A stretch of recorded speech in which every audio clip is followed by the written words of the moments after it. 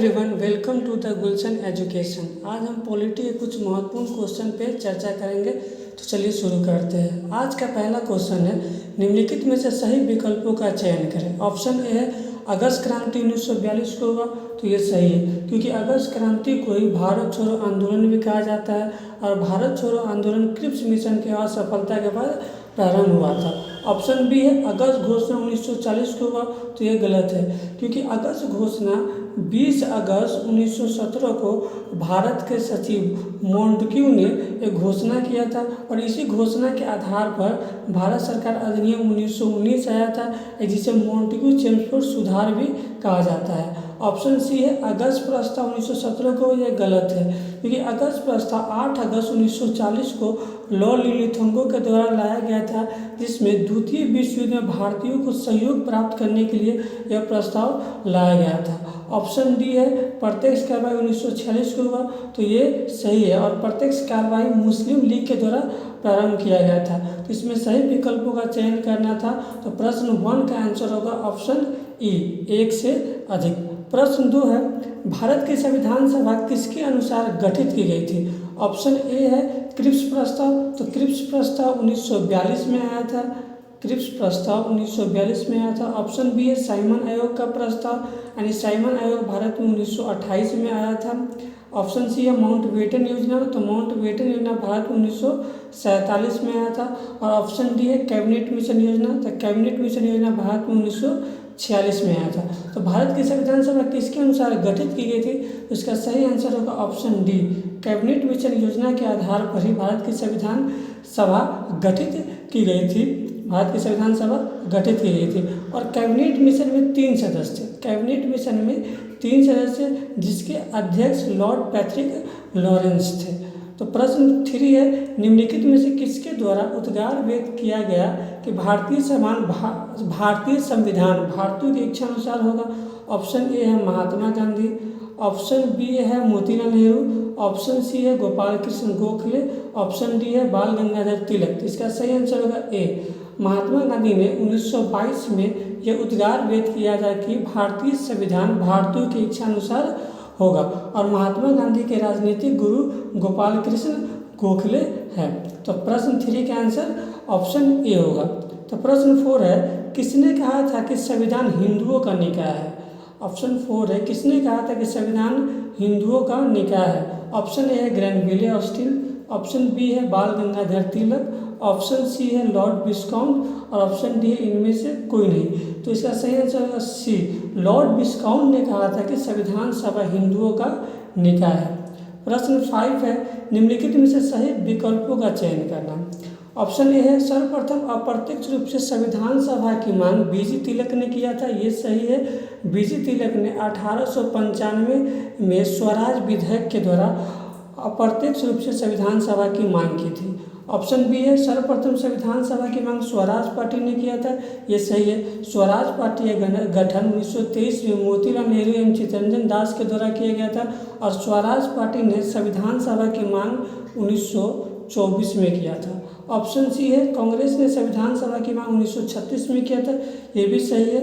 Option D है 1 से अधिक। तो सही प्रश्नों का चयन करना था, तो इसका सही आंसर होगा डी। प्रश्न 5 का आंसर हो जाएगा ऑप्शन डी, 1 से अधिक। प्रश्न नंबर 6 है, किसने कहा था कि संविधान सभा एक दलीय देश का एक दलीय निकाय है। सभा ही कांग्रेस है और कांग्रेस ही भारत है। इसका ऑप्शन है ए विंस्टन चर्चिल, बी लॉर्ड विस्काउंट, ऑप्शन सी है ग्रैनविले ऑस्टिन, ऑप्शन डी है क्लीमेंट एटली, ऑप्शन ई है 1 से अधिक। तो इसका सही आंसर होगा सी, ऑप्शन सी, ग्रैनविले ऑस्टिन ने कहा था कि संविधान सभा एक दलीय देश का एक दलीय निकाय है। सभा ही कांग्रेस है और कांग्रेस ही भारत है। आप जानते हैं कि लॉर्ड विस्काउंट ने कहा था कि संविधान सभा हिंदुओं का एक बहुत बड़ा निकाय है। प्रश्न 7 है, किसने कहा था कि संविधान सभा ने भारत के केवल एक बड़े समुदाय का प्रतिनिधित्व किया है।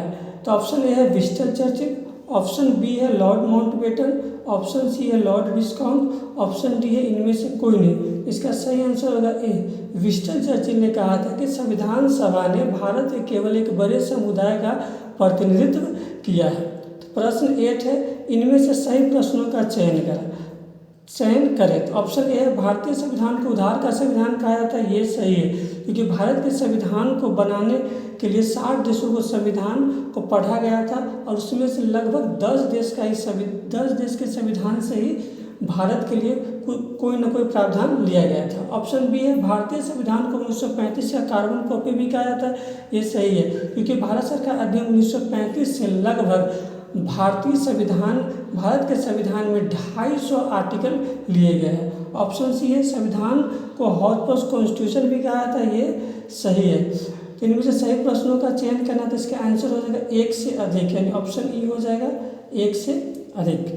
प्रश्न 9 है इनमें से कौन संविधान सभा में भाग नहीं लिए थे। ऑप्शन ए है B R Ambedkar, option B है K M Munshi, option C है महात्मा गांधी, ऑप्शन डी है मोहम्मद अली जिन्ना, ऑप्शन ई है 1 से अधिक।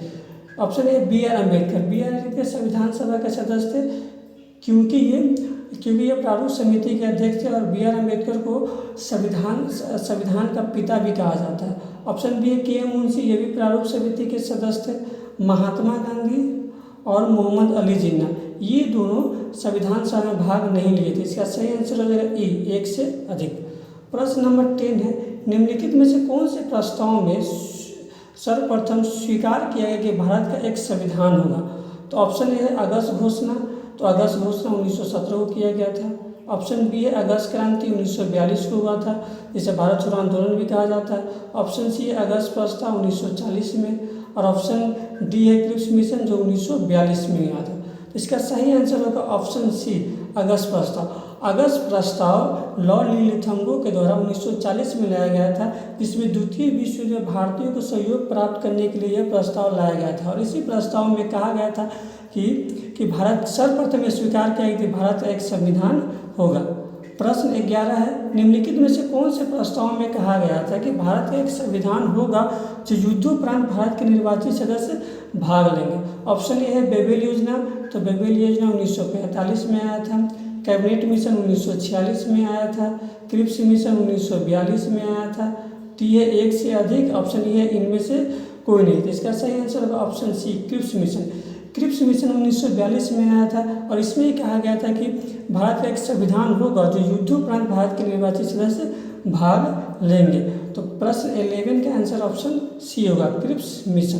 प्रश्न 12 है इनमें से गलत प्रश्नों का चयन करें। ऑप्शन ए है संविधान सभा की पहली बैठक 9 दिसंबर 1946 को हुआ था, ये सही है। और पहली बैठक के अस्थायी अध्यक्ष सचिदानंद सिन्हा थे। ऑप्शन बी है संविधान सभा की प्रथम बैठक दिल्ली में स्थित काउंसिल चैम्बर के पुस्तकालय में हुआ था, ये भी सही है। ऑप्शन सी संविधान सभा का अस्थायी अध्यक्ष सचिदानंद सिन्हा थे, ये सही है। ऑप्शन डी है संविधान सभा की पहली बैठक में 207 सदस्यों ने भाग लिया था, ये भी सही है। ऑप्शन ई है संविधान सभा का उद्घाटन सत्र राजेंद्र प्रसाद के द्वारा संचालित किया गया था, ये गलत है, क्योंकि संविधान सभा का उद्घाटन सत्र जेपी कृपलानी के द्वारा संचालित किया गया था। तो इनमें गलत प्रश्न हो जाएगा ऑप्शन ई। प्रश्न 13 है राजेंद्र प्रसाद को संविधान सभा का अस्थायी अध्यक्ष कब बनाया गया था। ऑप्शन ए है 9 दिसंबर 1946 को, ऑप्शन बी है 11 दिसंबर 1947 को, ऑप्शन सी है 13 दिसंबर 1946 को, ऑप्शन डी है 11 दिसंबर 1946 को, ऑप्शन ई है 9 दिसंबर 1947 को। इसका सही आंसर होगा 11 दिसंबर 1946 को 11 दिसंबर 1946 को, ऑप्शन डी आंसर होगा। 9 दिसंबर 1946 को संविधान सभा का प्रथम बैठक हुआ था, जिसके अस्थायी अध्यक्ष डॉक्टर सचिदानंद सिन्हा थे। और 11 दिसंबर 1946 को डॉक्टर राजेंद्र प्रसाद को संविधान सभा का अस्थायी अध्यक्ष बनाया गया था। प्रश्न 14 है निम्नलिखित में से सही प्रश्नों का चयन करना है। ऑप्शन ए है 13 दिसंबर को उद्देश्य प्रस्ताव को जवाहरलाल नेहरू ने पेश किया था, ये सही है। ऑप्शन बी है संविधान सभा ने उद्देश्य प्रस्ताव को 22 जनवरी 1947 को स्वीकार किया था, ये भी सही है। ऑप्शन सी है प्रारूप समिति का गठन 29 अगस्त 1947 को किया गया था, ये भी सही है। ऑप्शन डी है प्रारूप समिति ने अपनी रिपोर्ट 21 फरवरी 1948 को पेश किया था, ये भी सही है। तो इसका सही आंसर होगा ए। और प्रारूप समिति में कुल 7 सदस्य थे और प्रारूप समिति के अध्यक्ष बी.आर. अम्बेडकर थे। प्रश्न 15 है निम्नलिखित में से कौन प्रारूप समिति के सदस्य नहीं थे। ऑप्शन ए है बी.आर. अम्बेडकर, ये थे, ये अध्यक्ष थे प्रारूप समिति के। ऑप्शन बी है जवाहरलाल नेहरू, ये नहीं थे। ऑप्शन सी है सैयद मोहम्मद सादुतुल्लाह, ये थे। ऑप्शन डी है राजेंद्र प्रसाद, ये नहीं थे। तो प्रभु समिति के सदस्य नहीं थे, तो बी और डी नहीं थे, इसलिए इसका सही आंसर हो जाएगा ए। प्रश्न 15 का आंसर होगा ए। प्रश्न नंबर 16 है भारत का संविधान कब संप्रभु बन गया? ऑप्शन ए है 3 जून 1947 को, इसे माउंटबेटन योजना आया था, जिसे 3 जून प्लान भी कहा जाता है, और माउंटबेटन योजना के द्वारा ही भारत का बंटवारा हुआ था। ऑप्शन बी है 14 अगस्त 1947 को, तो ये नहीं होगा, ये भी नहीं होगा। 14 अगस्त 1947 को भारत से पाकिस्तान अलग हुआ था। सी है 18 अगस्त 1947 को, ये भी नहीं होगा। डी है 14 अगस्त 1947 को, ये भी नहीं होगा। ई है 15 अगस्त 1947 को, तो ये सही होगा, क्योंकि जब देश आज़ाद हुआ तो भारत का संविधान संप्रभु बन गया। तो इस प्रश्न 16 का आंसर हो जाएगा ई 15 अगस्त 1947। प्रश्न 17 है देश विभाजन के बाद संविधान सभा का पुनर्गठन कब किया गया? ऑप्शन ए है 31 अक्टूबर, ऑप्शन बी है 31 दिसंबर, ऑप्शन सी है 21 अक्टूबर, ऑप्शन डी है 21 दिसंबर। तो देश विभाजन के बाद संविधान सभा का पुनर्गठन 31 अक्टूबर को किया गया, और 31 दिसंबर 1947 तक संविधान सभा में कुल सदस्य 299 रह गए थे, 299 रह गए थे। तो प्रश्न 17 का आंसर ये होगा 31 अक्टूबर। प्रश्न 18 है किसका कथन है कि संविधान सभा वकीलों का स्वर्ग है? ऑप्शन ए है क्लीमेंट एटली, ऑप्शन बी है लॉर्ड विस्काउंट, ऑप्शन सी है विंस्टन चर्चिल, ऑप्शन डी है आइवर जेनी। इसका सही आंसर होगा option D Ivoire jenny. Ivoire jenny ने कहा था कि संविधान सभा वकीलों का स्वर्ग है। अगर आपको वीडियो अच्छा लगे तो इसको लाइक एंड सब्सक्राइब जरूर करें। Thank you.